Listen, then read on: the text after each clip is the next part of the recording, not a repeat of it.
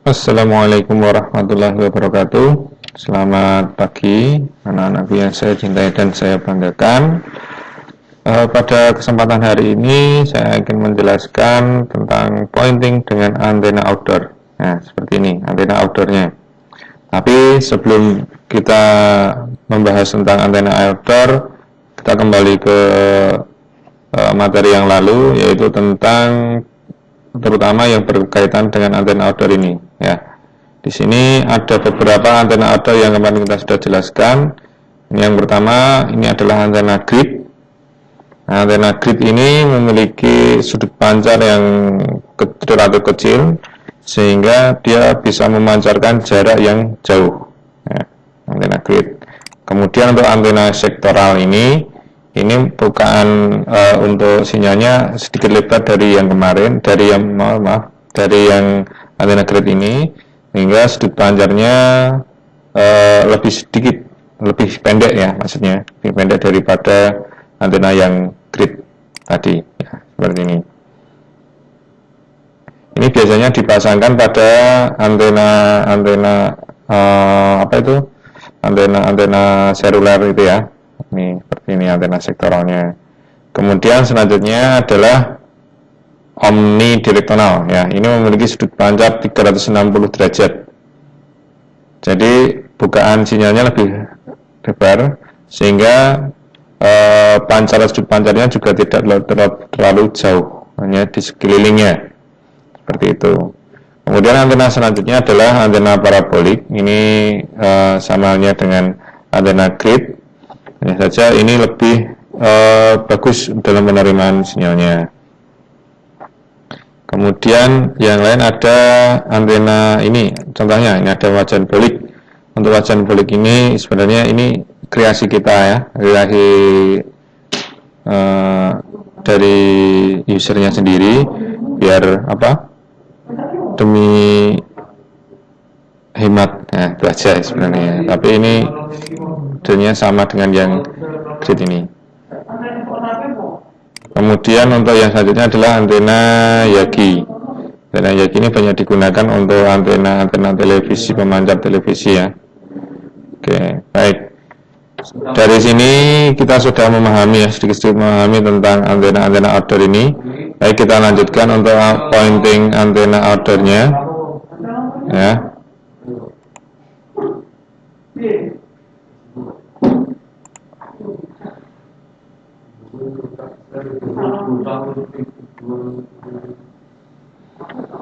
Ya, untuk pemancaran untuk pemasangan antena outdoor ini ya digunakan.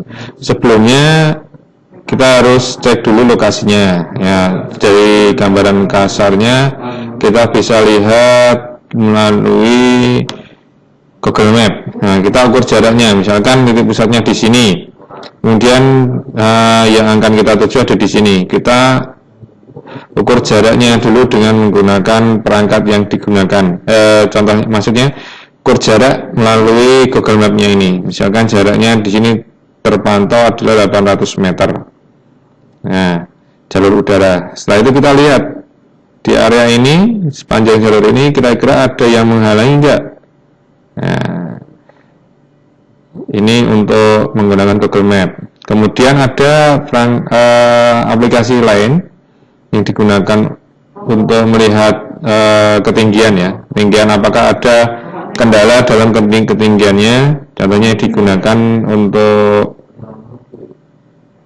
Airlink. Nah, ini dari aplikasi Ubiquiti. Di sini kita bisa melihat apakah dari AP ini sampai stasiunnya ini ada penghalang nggak, ada bukit atau tanah yang menghalangi tidak. Kalau seperti ini tanpa halangan ya, berarti bisa digunakan. Kemudian selanjutnya setelah kita analisis seperti ini bisa, maka langkah selanjutnya adalah kita memasangkan antena ya. Persiapan yang harus dilakukan yaitu adalah yang pertama adalah harness full body, kemudian kunci untuk memasang antena, HT, yang tak lupa adalah berdoa. Ini yang paling utama. Ini ya, antena. Ini kita harus jadi ketika kita mau memanjat itu persiapan yang harus dilakukan. Ini kita harus bawa HT untuk komunikasi dengan orang yang di bawah, kemudian kabel, kemudian juga ini adalah antenanya ya. Nah, dalam memasang antena ini ada perlengkapan tambahan lagi yang tak kalah pentingnya di sini adalah bracket. Nah, di sini digunakan untuk meletakkan antenanya ya. Nah, setelah antena ini dipasang, yang pertama di sini misalkan ini untuk pemancarnya, maka antena tersebut digunakan atau disetting pada mode AP atau access point. Access point. Nah, untuk nyetingnya antena yang saya gunakan di sini adalah Ubiquiti, model Ubiquiti. Yang mana untuk Ubiquiti ini IP defaultnya adalah untuk antena adalah ini.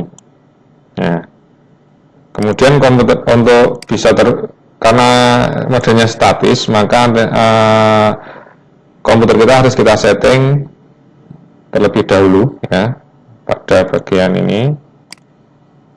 Nah, kemudian Ethernet, adapter. Nah, untuk AP-nya di sini kita buat network dengan antena. Nah, ini untuk ini terserah untuk mengisinya. Oke. Ya. Oke. Kemudian kita menggunakan browser ya, browser yang ada di komputer kita. Kemudian kita masukkan IP yang sudah defaultnya pada pada antena ini ya. Kemudian masukkan username-nya untuk defaultnya adalah UBNT, passwordnya juga iya, country-nya sesuai dengan lokasi kita ya. Kemudian ini channel dicentang, kemudian login. Untuk login ya, kita langsung masuk pada bagian wireless. Di sini kita setting mode access point ya. Kemudian di sini SSID-nya yang akan kita pancarkan itu kita setting terlebih dahulu. Frekuensi ya, jangan lupa. Untuk antenanya ini besaran antena yang mau kita dipancarkan. Kemudian security-nya menggunakan metode apa. Kemudian jangan lupa ini diisi passwordnya. Kemudian kita cek. Setelah itu kita apply. Ya. Kemudian selanjutnya yang kita setting adalah bagian network. Untuk AP, metode AP kita gunakan bridge ya, bridge. Kemudian untuk IP address-nya terserah, sesuaikan dengan yang router, sesuai dengan router ya, biar kita bisa mengecek dari bawah. Kemudian ini diisi IP-nya misalkan diganti dengan 50, yang satunya yang tadinya 1.20 diganti dengan 50.2. Dan kemudian selanjutnya, kemudian setelah itu diceng, kemudian apply. Nah, ini untuk nyeting HP-nya, access point ya. Kemudian setelah dipasang ya, kita ya sudah selesai ini kita setting misalkan. Nah, nanti ada klien misalkan, contohnya ini kliennya ya, ini kan AP ya, HP. Kemudian kita cek misalkan mau kita buka untuk kliennya yang sudah kita buat. Sekarang ini dari sisi kliennya. Ini akan bisa kita lihat di sini. Ini sinyalnya, sinyal yang didapat dari antena stationnya. Kemudian di sini ada TXRX. Ya, ini adalah transmit dan receive.